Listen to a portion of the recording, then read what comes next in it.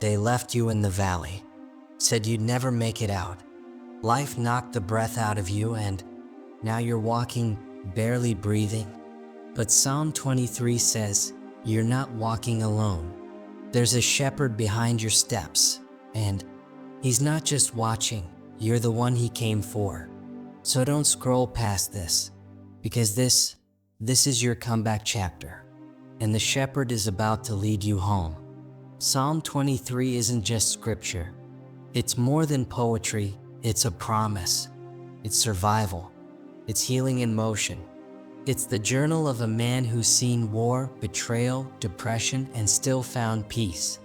David didn't write this from a palace. He wrote it from the battlefield of the soul. This psalm is for the nights you can't sleep, for the days the world forgets you, for the valley you thought would kill you.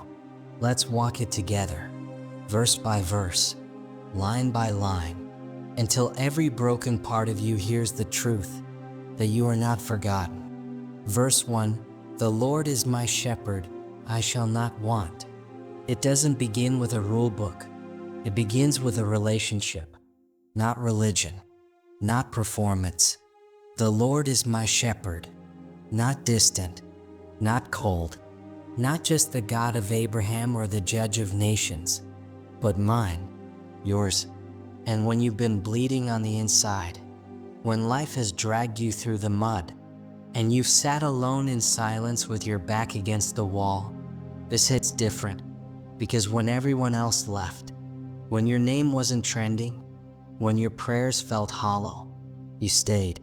Quiet maybe, but present, still guiding, still watching, still shepherding.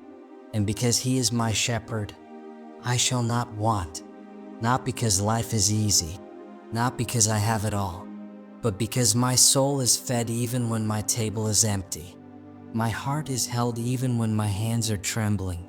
And my purpose is secure even when I'm drowning in questions. It doesn't say, I shall not suffer. It says, I shall not want. Because what I need most is not stuff. It's him. When everything collapses, he feeds what's starving. He restores what's dying. He binds what's broken. When the enemy comes to rob, he provides. Not always what I asked for, but always what I needed.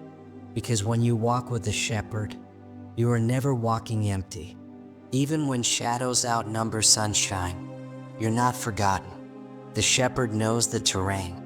He knows the wolves, and he still says, follow me. So say it out loud until your soul exhales. The Lord is my shepherd. This is more than poetry, it's a promise. And your shepherd has never lost a sheep, not even one. And you, child of God, you are not the exception. You are held, you are seen, you are safe, and you shall not want. Verse 2, he makes me lie down in green pastures. He leads me beside the still waters. There comes a moment in life when the noise is too loud, the weight too heavy, and your mind too anxious, that you forget how to breathe, how to rest, how to just be. He makes me lie down, not suggest, makes. Because some of us don't rest until God forces us to, until the job stops, the plans fall apart, the doors close, and suddenly we're on our backs, not by choice but by survival. But this isn't punishment. This is protection. He makes you lie down in green pastures, not deserts, not ruins, because he knows how long you've been hustling instead of healing, pushing instead of pausing. So he leads you, not into chaos, but beside still waters. Why?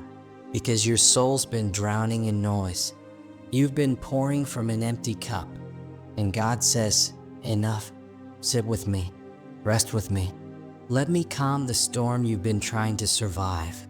Still waters don't just quench thirst. They soothe panic. They mirror peace. Maybe what your soul has been craving this whole time wasn't a miracle. It was stillness. Because God doesn't shout, he soothes. He doesn't rush you, he rests you. And that rest, it's not laziness. It's warfare. It's where the shepherd reclaims your soul. So if life feels slow, you're not stuck, you're safe. Because when the shepherd says lie down, you're not falling behind, you're being restored. Verse 3, He restores my soul. He leads me in the paths of righteousness for His name's sake. You've been bleeding silently, not where they can see, but deep. There's a tiredness no nap can fix, a grief no language can carry. But the shepherd, He bends low. He kneels in your wreckage, not to patch you, to restore you. What trauma shattered, what heartbreak scattered, He rebuilds stronger. The parts of you that died in silence, He breathes life there. The dreams you buried, He unearths them. The child you lost in the chaos, He calls that child by name. This is more than healing. This is restoration. And once He begins restoring, He leads, not with chains, but with presence, into righteous paths, not easy paths, but paths soaked in mercy. And why does He lead? Not because you earned it, but because His name is on you. You carry heaven's signature. He won't leave you in addiction, won't leave you in shame, won't leave you lost, because your story carries the weight of His name, and heaven never forgets what bears its seal. So don't give up in the middle of restoration. He's not done, and when He restores completely. Verse 4, Yea, though I walk through the valley of the shadow of death, I will fear no evil, for You are with me. This verse shakes hell, because it's not denial of pain, it's courage to walk through it. David says, I walk through, not I die there, not I'm stuck there. If you're walking, there's still a way out. And a shadow? It only exists when light is near. So if the shadow of death is close, the light of life is closer. I will fear no evil, not because I'm strong, but because You are with me. That's it. That's the anchor. Not answers, presence. And when the shepherd walks beside you, fear can scream, but it won't win, because He's not shouting from heaven. He's stepping beside you, in the tears, in the dark, in the silence. And here's the comfort. Your rod and Your staff, they comfort me. The rod? For defense. It's scarred from every demon heaven fought off for your soul. The staff? For direction. Curved to pull you back when you wandered. Both are love. Both are protection. That's comfort. Not the absence of pain, but the proof that He stayed, and He's still staying. Verse 5, You prepare a table before me in the presence of my enemies. God doesn't always remove your enemies. Sometimes He feeds you in front of them. He prepares a table, not in secret, but in the presence of the ones who try to destroy you. It's more than food, it's favor. They saw you fall, now they see you rise. And then He says, sit. You're safe. You belong. Because no one controls the guest list but God. You anoint my head with oil. Oil isn't for looks, it's protection. In biblical times, oil protected sheep from silent killers, flies that burrowed into their heads. So the shepherd anoints you, slowly, intentionally, to protect your mind, to heal your trauma, to stop the lies from sinking in.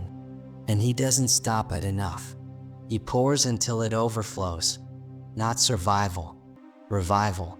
And when that happens, don't shrink, don't apologize. Let the same eyes that watched your breaking now witness your overflow.